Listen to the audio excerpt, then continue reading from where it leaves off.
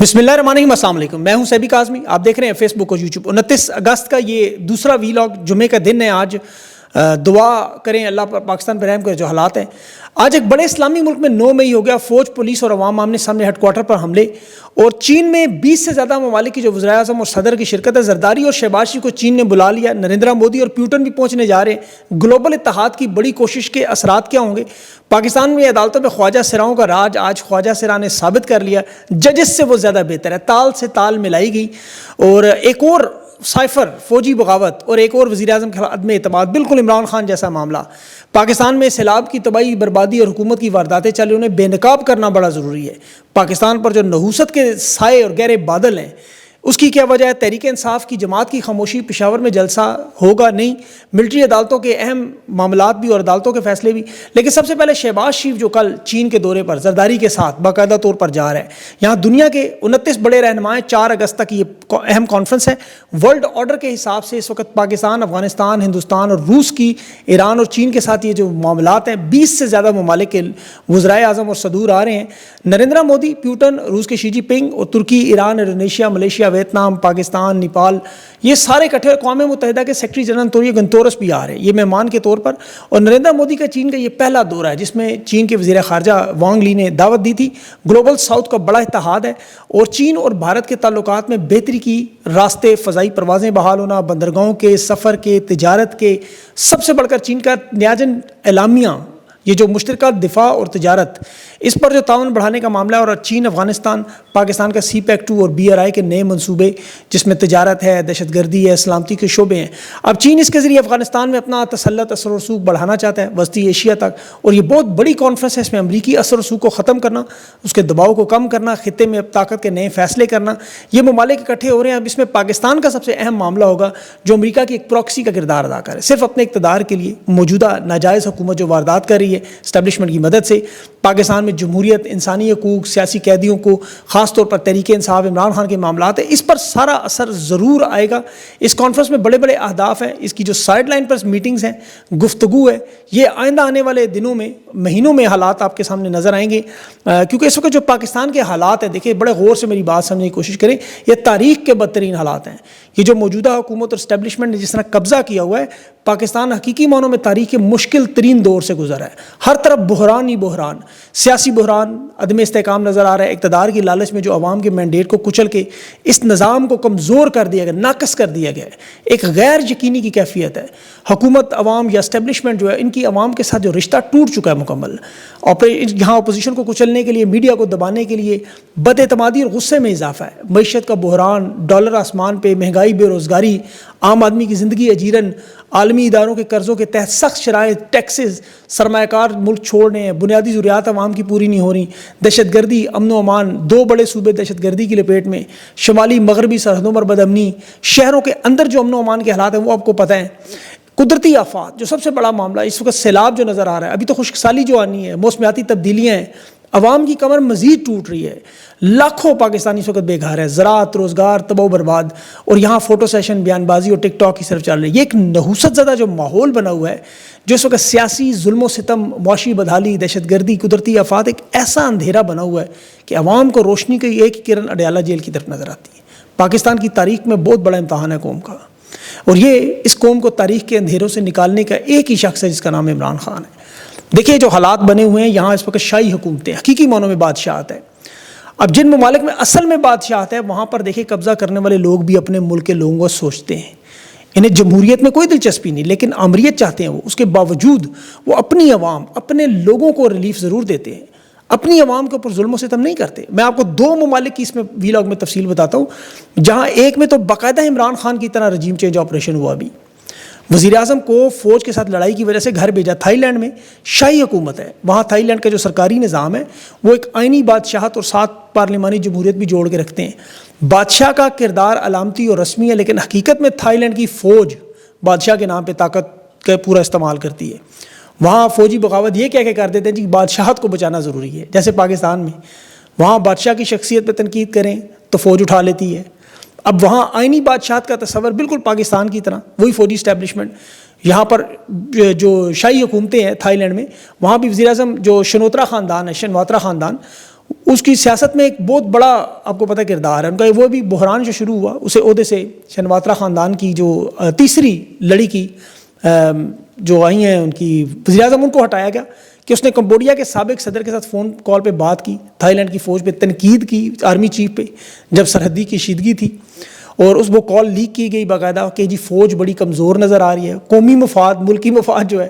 وزیر اعظم کو الزام لگایا کہ اس نے کمبوڈیا کا ساتھ دیا, کیس عدالت میں لے کے گئے, 9 میں سے 6 ججز آئینی عدالت کے وہاں جسٹس امین الدین خان جیسے, اس نے کہا ہاں یہ کمبوڈیا کے ساتھ ملی ہوئی ہے, یعنی سائفر آ گیا دوسرے معنوں میں. وہاں 5 دن کی لڑائی تھی تھائی لینڈ کی, اور کمبوڈیا کا پتہ ہے درجنوں لوگ اس میں مارے گئے. انہوں نے کہا جی ہماری وزیر اعظم نے کمبوڈیا کو کال کیوں اٹھائی, آئینی عدالت نے اس کی حکومت برطرف کر دی. آرمی چیف کے اوپر وہ یہ الزام لگا رہی تھی کہ یہ اپوزیشن کے ساتھ مل کے میری حکومت گرانا چاہتا ہے. فوج کو اس نے یہ کہا, اور پھر اس کی جو اتحادی جماعت تھی بھوما جتھانی پارٹی ہے وہ اس کی جماعت سے الگ ہوئی, جس طرح تحریک استحکام بنی یا کاف لیگ یا نو لیگ پیپلز پارٹی کے اتحاد, سیم وہی اسٹوری. اور وہاں اب نئی حکومت کے لیے اتحاد کے لیے شنواترا خاندان کو دھچکا دیا. اور جیسے میں نے کہا یہ تیسری شخصیت ہے. 2006 میں اس کے والد کو اسی طرح فوجی بغاوت کے ذریعے ہٹایا گیا, پھر اس کی پھپھو 2014 میں آئینی عدالت سے فارغ ہوئی. اب یہ تیسری برطرفی ہوئی جو آئینی عدالت سے کروا لی. بالکل پاکستان جیسے حالات. وہاں تھائی لینڈ میں فوج کا اثر رسوخ طاقت اتنی ہے کہ وہی سیاسی حکومتیں بناتے اور گراتے ہیں. اب آپ دیکھیں پاکستان جیسے جو حالات بنے ہوئے ہیں, تھائی لینڈ میں بلا شبہ وہاں فوج کا اثر رسوخ ہے, لیکن عوام کا وہ خیال رکھتے ہیں. اب دوسری طرف جہاں طالب علم یا عوام کا خیال نہ رکھا جائے, جیسے بنگلہ دیش میں تھا, انڈونیشیا میں دیکھیں کیا ہوا. جکارتا میں احتجاج شروع ہوئے, وہ پورے انڈونیشیا میں پھیل گئے. اب انڈونیشیا بھی دنیا کا ایک بڑا اسلامی ملک ہے, آبادی کے اعتبار سے چوتھا بڑا ملک ہے, 28 کروڑ کی آبادی ہے. وہاں حالات بالکل 9 مئی والے, لیکن چونکہ یہ زندہ قومیں ہیں, حکومتوں کا بھی وہاں رد عمل اسی طرح کا آتا ہے. وہاں بھی مہنگائی اور بے روزگاری کے جو میں نے حالات پاکستان والے بتائے, حالانکہ وہاں 58% کم ہے پاکستان سے. وہاں اراکین پارلیمنٹ کی تنخواہوں میں 10% اضافہ ہوا, $3000 مہینہ تنخواہ کی گئی. عوام پہ ٹیکسوں کی بھرمار بگی, پراپرٹی پہ بھی کئی جگہ 250% ٹیکس لگ گیا. لوگوں نے وہاں چونکہ مہنگائی اور بے روزگاری میں غصے میں تھے, لیکن میں نے جیسے کہا کہ پاکستان کے مقابلے میں وہ بہت بہتر ہے, بہت بہتر. لیکن لوگ سڑکوں پر نکل آئے, وہ یہی زندہ قومیں کرتی ہیں. رات حالات کشیدہ ہوئے. 21 سال کا ایک نوجوان وہ motor cycle taxi driver police کی بختربند گاڑی کے نیچے آیا, کچل دیا پولیس نے اسے, لوگوں نے پولیس کے ہیڈ کوارٹر پہ حملہ کر دیا. اب یہ جکارتا سے 4 بڑے شہروں میں پھیل گیا. وہاں طالب علموں کا مطالبہ کیا ہے کہ جن لوگوں نے حکم دیا وہ تمام اعلیٰ افسران عدالتوں میں پیش کریں, بڑا سادہ سا, اور تمام لوگوں کو چھوڑ دیا جائے, جس طرح عمران خان کی 9 مئی گرفتاری ہوئی تھی.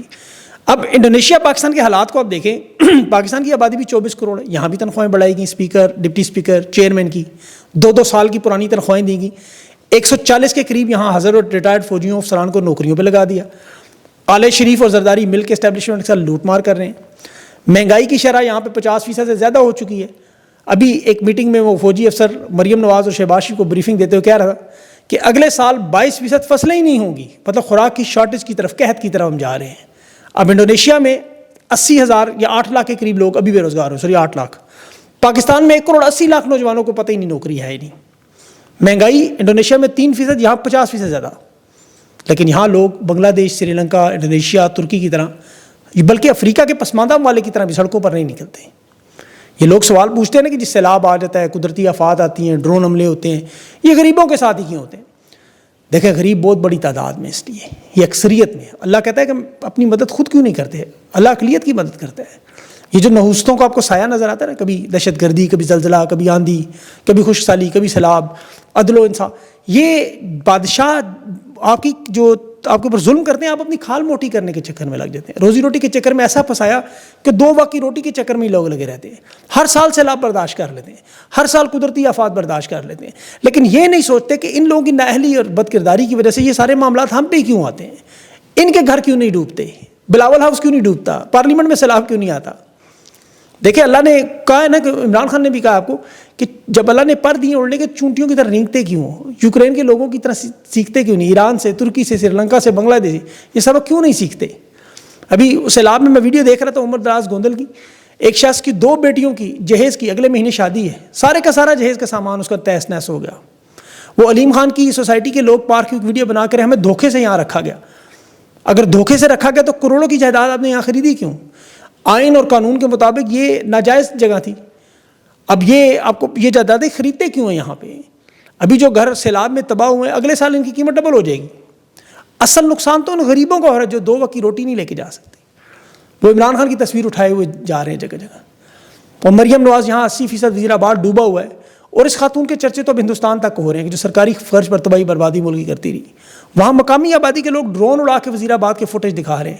کئی کلومیٹر دور ان جگہوں پر یہ بیٹھ کے وہاں اپنی ٹک ٹاک بنا لیتے ہیں. مریم نواز ان کے عہدیدار اور نون لیگ کے عہدیداروں کو سیلاب متاثرین بنا کے ایک ویڈیو لگا لیتے. وہ منا بائی MBBS والی ماموں بنا رہے ہیں. وہ وفاقی وزیر ملک رشید ایک جگہ گیا, وہاں بندہ ہاتھ ملانے آیا, اس نے اس کا ہاتھ جس طرح جھٹکا, یہاں سے آپ کو سارے حالات پتہ چل جاتے ہیں.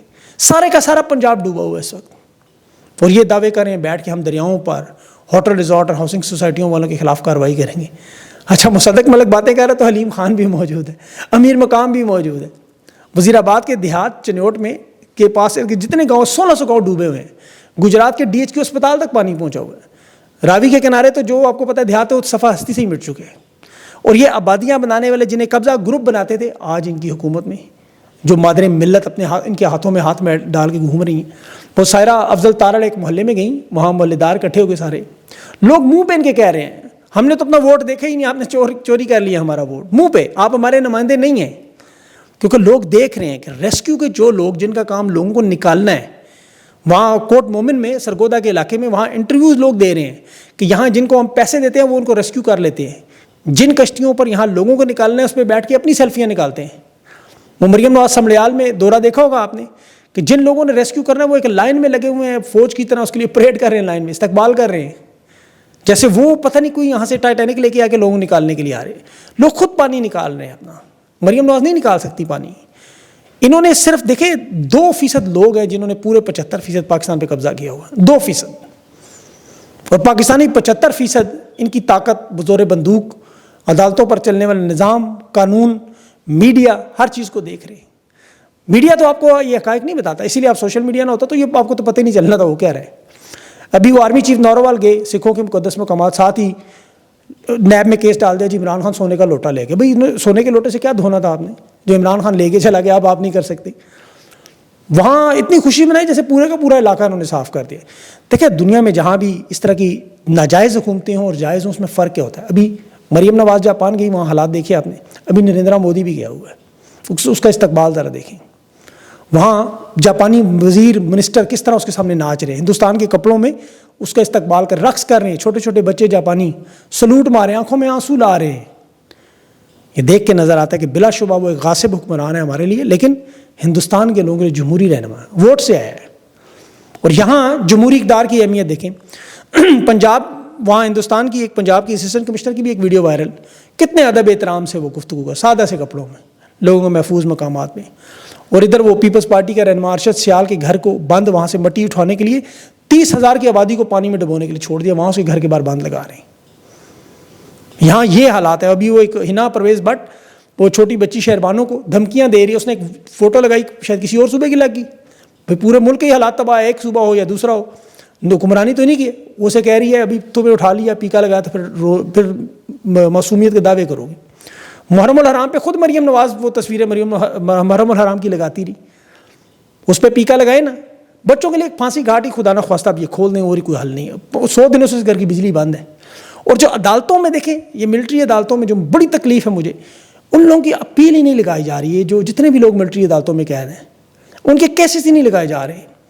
ارشد شریف شہید کا 2022 سے لگا ہوا کیس آج 3 سال ہو گئے ہیں, جوڈیشل کمیشن ہی نہیں آ رہا.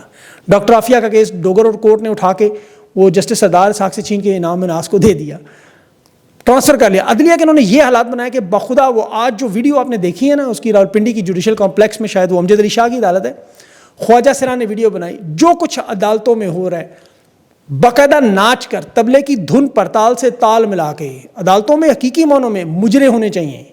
میں پارو جان سے اس خواجہ سرا سے معذرت خواہوں, میں اسے نہیں کہہ رہا, میں ان ججز کو کہہ رہا ہوں کہ عدالتوں میں یہ انصاف پہ, ان خواجہ سراؤں کو لگا یہ فیصلے دیں گے انصاف پہ. ججز کو ہیرا منڈی ہے وہاں کو کام ڈھونڈنا چاہیے. یہ اسلامی کتابوں کا مطالعہ کریں انصاف کا, انہیں اندازہ ہو کہ اللہ کو حکم کیا انصاف پہ.